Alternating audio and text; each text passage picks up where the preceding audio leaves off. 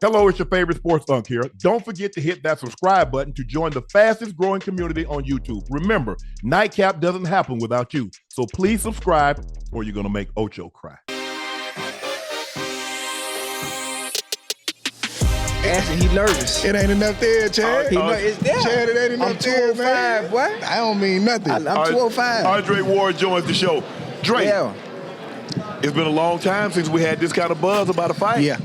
We got buzz. We got a guy that's basically pole vaulted 3 weight classes to take on the ultimate challenge. And I don't think we have enough of those guys willing to take that challenge.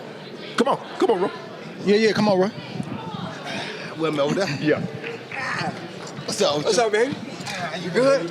Yeah. Good Man, you walking like you got a hip issue. That's the knees. That's the knees. That's that basketball, man. That ain't boxing. That's basketball. I just told, it's been a while, Roy, since we had a fight that generate this kind of buzz. We got a guy that basically pole vaulted 3 weight classes. He had one fight at 54. He pole vaulted 60. He landed at 68 to fight take the ultimate challenge. And I was telling Dre, I don't think we got enough of guys in this sport that's willing to take the challenge because everybody wants to keep this. They want to stay perfect. And everybody wants to be Floyd Mayweather. I said, even if you end your career and you ain't got no losses, people are not going to look at you like they look at Floyd Mayweather. So stop trying to be Floyd and take on challenges like in the 80s when the 4 Horsemen, the 70s, the heavyweights fought everybody. You didn't dunk nobody. Hagler fought Hearns. Hearns fought Duran. Duran fought Leonard. In the heavyweight, Ali fought Foreman. Foreman fought Frazier. Fought Ken Norton. Fought Ron Lyle. Damn, Ernie Schaefer. Go ahead and take that, Roy. Take that one. Take it. What he said? What he saying? He's saying a lot. No, what he saying though? He's saying a lot. What he said about your boy? Which one? I ain't saying that. Anyway, There you go. Hey, why they picking on me today? now you about to Why they picking on me today? I'm about to come out swinging. What he said is, people don't care enough no more about being the GOAT or being the best. You understand me? You got to think about it. Well, when you played football, you didn't want no other top-notch wide receiver on the other side. You didn't want nobody else top-notch on your team in your position. You want to be the man at that. Right? When I fought, I didn't want nobody else to come close to what I was doing because I wanted to be the man. If I thought somebody was a weight class up or 3 weight classes up, I got to go see him. I can't sleep at night if I don't go see him. I'm not that dude. But this is where we come from this time. This is our time. We can't sleep at night if they think he can whoop me. And he couldn't sleep at night if they thought one like I could whoop him. You understand me? It's just not what a champion truly is built out of. You know, when I see Tarbo that night, he just left here. He knows deep down in my heart, he still feel away. We fight in town, they pay us, right? I love him to death. He's free. He good people. Never against him at all. But if they pay me the right money, we got to go again. That's just who I am. You feel me? I'm so sorry, but that's just how it goes. That's how you been. Boxing has lost that. Because boxing has lost that, it's giving people an opportunity to come in like a Jake Paul, steal the steam, because make no mistake about it, an old man told me this one time, 2 mules are a great race. Meaning that if you got a racehorse out there that won't race another racehorse, he gonna blow all the mules up. Nobody wanna see that. But when you put that mule out there with another mule, you finna get a good damn race. Wow. That's what boxing has been missing. I ain't never heard that. This time we ain't got 2 mules, we got 2 racehorses, 2 thoroughbreds that are about to get, this is what the sport has been missing. Nobody, I had to go all the way up to heavyweight to make it happen. Because I couldn't get nobody in my era, around my time at my weight class to really create the atmosphere. This atmosphere. They wanted you to go across the water fight, Kazakh. I ain't doing it. He wasn't doing it? Not Kazakh, the guy from Germany. Nekashevsky. I wasn't doing it. Why would Because he had 1 belt, you had about 10 belts. What am I going to take all my stuff? I'm the man. You should come over here. Where I'm going? HBO offered great money to come. He said no. So that tell me y'all must have something. Y'all got to wait for me to come over there. Y'all got to plan for me. I remember what happened to me in '88. I ain't gonna let that happen again. Hey, go ahead. You understand the game of boxing. A little bit. You understand the sweet science better than anybody that's going to be watching. What does Bud need to do to win this fight? What type of fight does he need to fight to win this fight? That's not an easy answer. Right. So what I'm saying is he got to do a lot of things, right? So he got to answer the strength question. When we bump for the first time and we bump shoulders and we clinch each other, am I going to be able to get my respect there? Okay. Because if not, it's going to be a hard night. When I punch, when Terence starts getting off offensively, is Canelo laughing, or does he feel something? At least enough where you got respectable power where I can't get crazy and get reckless with you. When Canelo hits Terence for the first time, what's the response gonna be? We got a lot more questions than we got answers leading into this fight, and that's how you know it's a great fight. If I looked at the landscape and I said, man, from 154 to 168, who's a name that could give Terence Crawford a run for his money and potentially beat him? It would be a Canelo Alvarez. Right. He at the top of the list. But if I said, what's a smaller dude that can come up 2, really 3 weight classes since he fought Errol Spence and challenge Canelo Alvarez, it would be Terence Crawford. Yeah. If any smaller fighter can do it, it's him. And it ain't just Terence's physical ability or who he fought. It's this and it's this. It's the stuff you can't see. Yeah. I gotta win or die for me. I can't fathom losing against you and having to live with that for the rest of my life. That's the type of stuff that'll make you figure it out. Right. So, on one hand, you gotta lean toward Crawford from the standpoint of, I think he's gonna find a way to figure it out. Right. But then you got all the physical advantages and the skill set and the power of Canelo Alvarez. We talked about this. You moved up from 68 to go to to heavyweight. Heavy. To fight Ruiz. You weighed 193 at the weigh-in. 25 pounds you put on to go fight Ruiz. Yeah. But Bud, I was talking to Vargas Sr. and I was talking to someone else, Caleb Plant. I say, Canelo, if he's stripping down to go to 168, Canelo walking around at 195, maybe even 200, because Mexicans carry their weight. So, and I said, Bud probably walking around, what, 180 to go down to 47? 186, 185? That's what I'm saying. So now, he gets to stop at 68. But thinking robs cardio, moving robs cardio, punching robs cardio. Can he do, for 36 minutes, can he stay mentally sharp, mentally focused, locked in, and put punches together to keep Canelo up off it? Like Dre said, if he can shock him enough to make him pay attention to that lick, that would keep anybody out. That's how Floyd did it. Yeah. Floyd shocked him earlier and got the respect. Right. And kept him out there on the outside a little bit. If Bud can do that, then Canelo would be in for a long night. If Bud can't do that, then Bud is in for a long night. But like he said, the only person that can beat both of them right now in this situation would be each other. Whoever can come out and get their respect early is going to win the fight. Whoever come out and take over in that first and second round is going to win the fight. Because if Bud don't hurry up and put Canelo in that box, Canelo's going to be a problem come around 8, 9, 10, 11. Yeah, right. let me say this about Bud, man. For him to be successful in this fight and win this fight, he got to control himself. So that I'm gonna show you that alpha male, I'm always coming out on top. You gotta reserve that until the right time. Right. So in other words, you ain't gotta be stronger than Canelo. You just gotta be strong enough. Right. You ain't gotta hit harder than Canelo. You just gotta hit hard enough. And that's the discipline of saying, okay, you might not respect my power like you would a regular 68 pounder, but you respect it enough. Right. And he's gotta stay within that. And I think the fight really gonna start from the 7th round on. Oh, okay. The first 6 rounds, it could be 4-2 Canelo going into 7. It could be 4-2, but it could be 3-3. That's when we gonna tap into conditioning. That's when we gonna see how the weight is affecting Bud. That's when we gonna see, is Canelo gonna fade like we typically see him fade? Yes. Yeah. From the 7th round on, that's when this fight gonna start. Because when you go back and look at Canelo, the only guy that he's ever fought that could put punches together beat him. That's Mayweather. Yeah. He's never fought anybody else that can put punches together like Bud. Arslan Lara, and that could have went either way. Yeah. Right. So if Bud, you said something very interesting. You said ego, but don't get reckless. You can be an alpha, but don't get reckless with it. Because you get reckless with it, you walk into something and heat, turn the lights out the place. Open yourself wide open. Wide open. So the question is, can Bud put 2, 3, 4 punches together? They're like that. Got Canelo like, hold on, damn, I can't just walk up in here. They not horny, but these yellow jackets hurt too. His team. He gonna have to. Bud gonna have to. Yeah. Bud gonna have to put them together. Early. In spots. Yeah. Early on, Yeah. it's 1s and 2s. Yeah. Right. Yeah.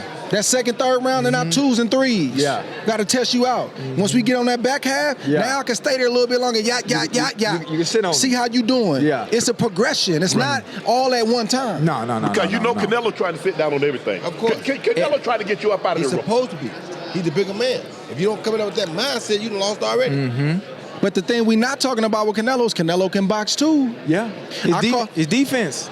I call Canelo and Crawford puncher boxers, not boxer punchers, meaning they really want to get to it. They can box, but they really don't like to. If you see Canelo moving around the ring, if you see Terence moving around the ring, it's either to rest for a second or to reset so they can do what they really want to do, which is get that shot in that's going to change the course of the fight. They puncher boxers, so I got to see that on display. I want to see who's going to control that. But Canelo can box. Yeah. He just don't have to, and he don't really like to, but he can box. Here's the problem, though. You know both of them. You know both of them spent a lot of time with Turk. You know, Turk paid both of them. You know, Turk told him he don't want no decision. I don't think they listening to that. Huh? I don't think they listening to that. All right. Because they gonna get paid regardless. Yeah, all right, but I'm just saying, he told him he don't want no decision. You got a turkey knot in the ring.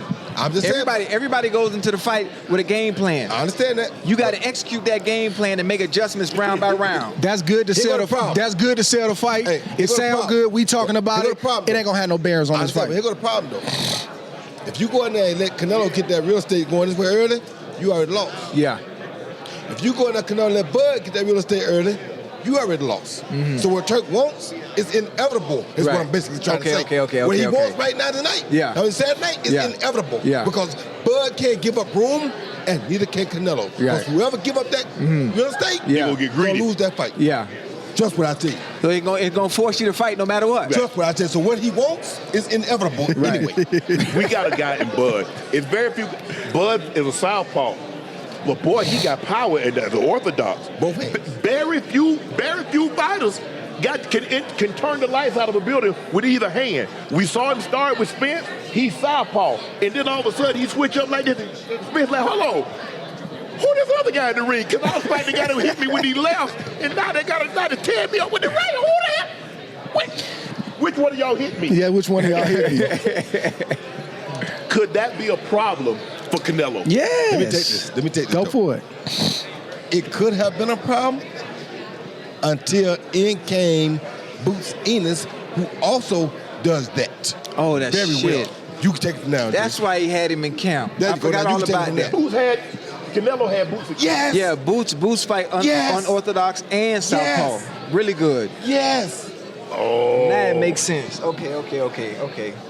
I thought he was just getting ready. I thought he was getting ready for his fight. Oh, he taking a dead ass. I thought he was getting ready for his fight. He was. But he was helping Canelo too. Yeah. Tell me he ain't serious. The mere fact, first of all, he understands what Bud is. In the full-blood era, he's the first man to be undisputed in 2 weight classes. So you know, first of all, it's a boxing match. That man got an unblemished record. You got an unblemished record. So you know. The fact. But Canelo also understands. This is, people say, well, as accomplished. You get accomplished like Canelo, undisputed at super middleweight. We got a guy that's been undisputed at 2 weight classes. Now, we can say Buster Douglas when he beat Mike Tyson. Yeah. But Buster Douglas was not as accomplished as a Canelo or Crawford. He wasn't. Leon Spinks, when he beat Muhammad Ali, he was not as accomplished.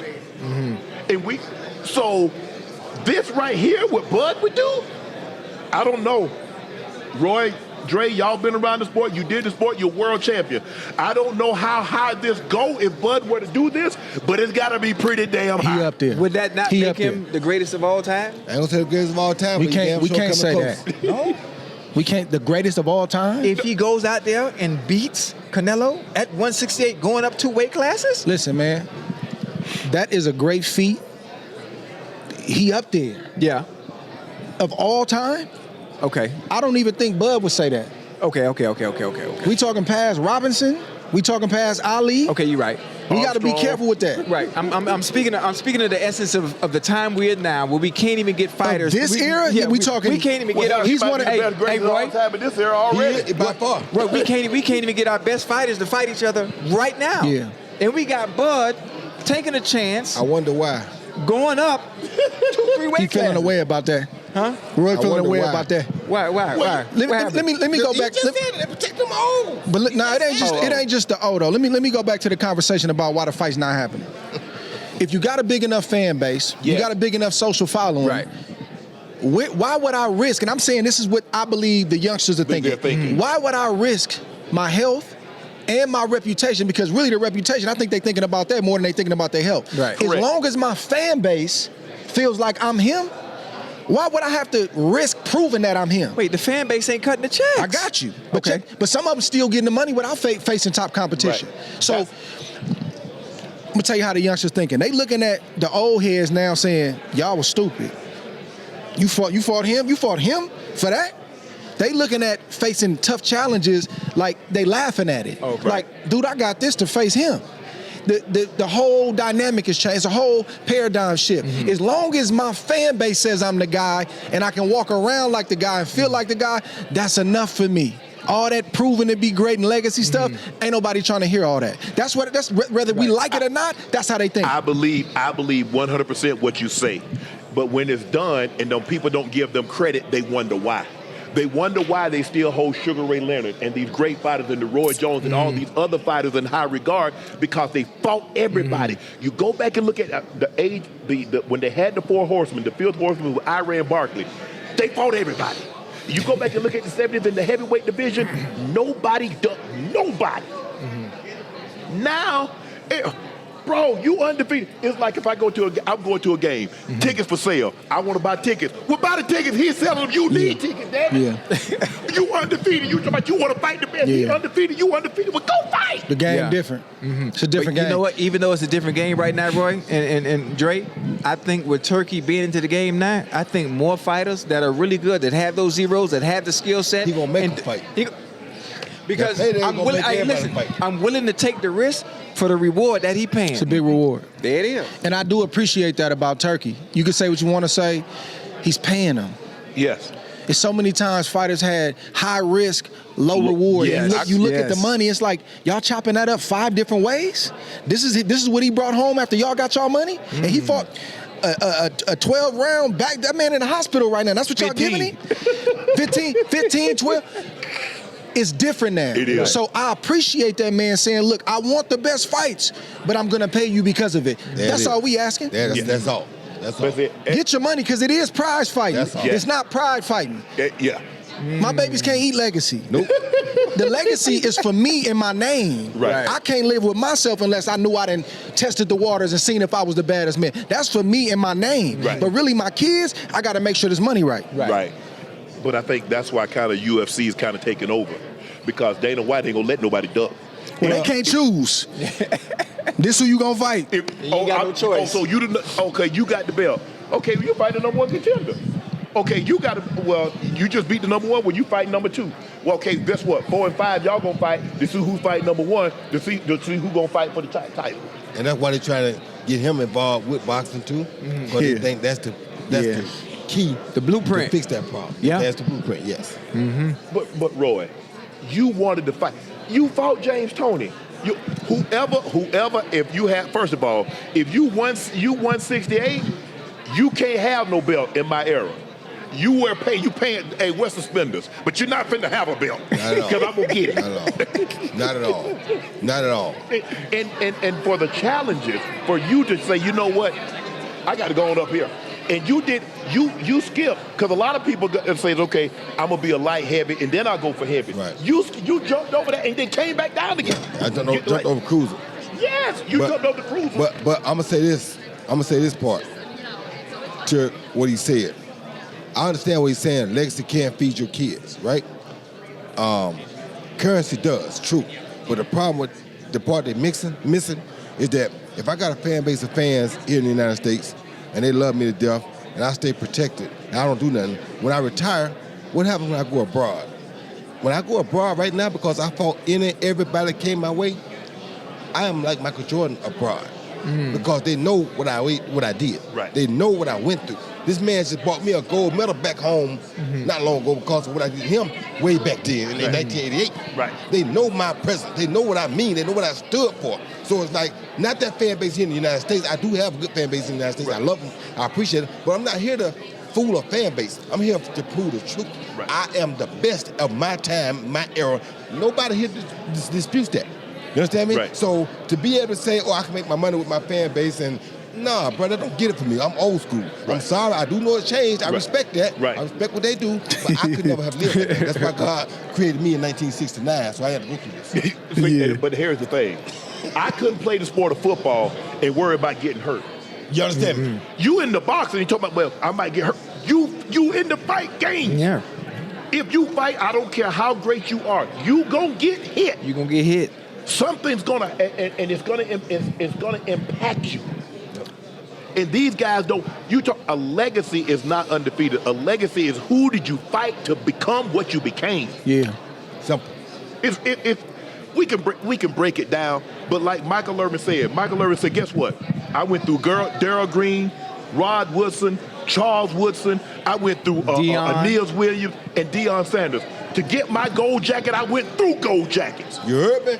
In their prime. You heard me? Now in their prime. we got guys talking about, I'm undefeated. In their prime. Who you beating to stay undefeated? I ain't talking about Floyd. Floyd, I can't agree with you on that. I ain't talking about him either, but I'm just saying. We ain't gonna do that today. I'm just saying. We ain't gonna do that today. I'm just saying. Floyd did. I ain't talking about him right now. He fight Mike Tyson. I ain't talking about him right now. I fight Mike Tyson too. Well, we got to wrap it up. We got one of the bosses coming in. Hey, Roy. Hey, appreciate you, man. Thank you, Dre. Brother. Anytime, brother. Appreciate you, bro. Appreciate you.